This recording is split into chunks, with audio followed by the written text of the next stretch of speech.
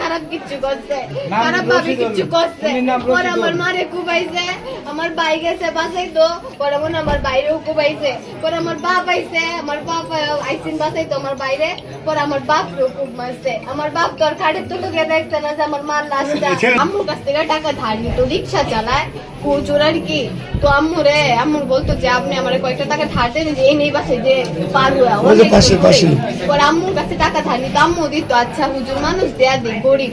পরে দিছে, আজকেও মেবি টাকা নিতে আইসি। পরে পানি না, আমাদের বাসায় সকাল থেকে কারেন্ট নাই, পানিও নাই। পরে বলতেছে তাহলে আমি আপনাদের পানি এনে দিই। পরে পানি এনে দিচ্ছে কলস টলস। পরে আমার সাথেও আজকে, মিথ্যা কথা বলতাম না, আমার সাথে আজকে একটা খারাপ টাচ আমি পাইছি। পরে আমি আম্মুরে কইছি, আম্মু আমি না এরকম একটা ফিল করছি। পরে আম্মু কইতাছে হুজুর মানুষ এমন করবো, এমন করতো হয়তো এটা তোমার ভুল ধারণা। আমি কইছি আচ্ছা। পরে আমি বের হইছি, আমার প্রাইভেটের দরকার, আমি বের হইছি। আম্মু কইছে আম্মু তুমি সাবধানে আইসে বইরো। আমি কইছি আচ্ছা।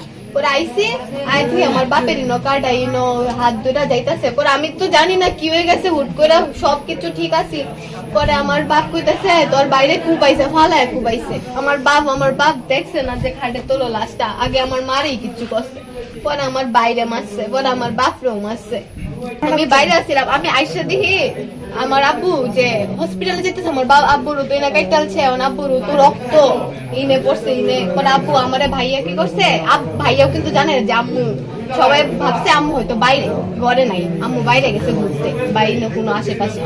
তো আমার হ্যাঁ কল্পনাও করছে না আমার মা লাশ খাটে পড়লো। আবুসান সাহেবের বাড়িতে এসে আসলে যেটা জানতে পারলাম যে আবুসানের স্ত্রী মনোয়ারা বেগম এবং ছেলে মুন্না দুজনেই মুন্না খুব গুরুতর আহত এবং আবুসান আহত সদর হসপিটালে ভর্তি আছে। মুন্না হচ্ছে ময়মনসিংহ মেডিকেলে ভর্তি আছে এবং তার মা মনোয়ারা বেগম অলরেডি হচ্ছে স্ট্যাপিং হয়েছে। আমরা আসলে তার বিস্তারিত এখন দেখতে পারি নাই।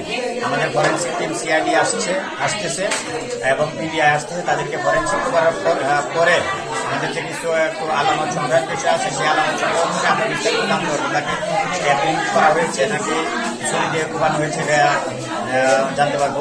তো অলরেডি আমরা সেখানে ক্রাইম সিনটাকে আসলে প্রিজার্ভ করতে চেষ্টা করছি। আর যে কালপ্রিট আসলে এটা ঘটিয়েছে অলরেডি আমরা তাকে ধৃত করেছি, আমাদের হেফাজতে আছে। এক কথা বলা যায় যে সেও একটু অসুস্থ, গুরুতর অসুস্থ, তাকেও আসলে ট্রিটমেন্টের প্রয়োজন আছে।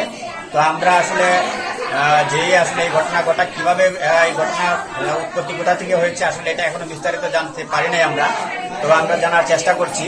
আর এটা আসলে যেভাবেই ঘটাক না কেন আমরা তাদেরকে আইনের আওতায় নিয়ে আসবো।